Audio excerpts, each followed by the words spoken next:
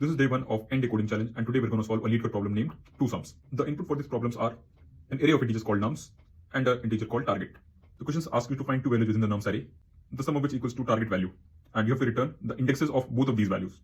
The greedy implementation of this particular problem is very easy. It's just two for loops running n cross n minus 1 times, and we are comparing each element with each element to find the two values. But the follow-up of this question asks if we can solve this problem in less than big O of n time complexity. Simply saying time complexity is the number of comparisons you have to make to find the answer in worst case.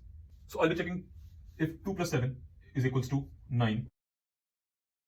So the total number of comparisons we'll be making will be like 3, 2, and 1. If I take the absolute values, taking n as the length of the array, this will be n minus 1, n minus 2, and n minus 3. The actual mathematical series for an n length of array would be something like, now this is equal to a series in maths, this is just something like 1 plus 2 plus 3 plus 4 up to n. Further solving this, we will get n square plus n by 2. And in this polynomial, you can see the significant variable is n square.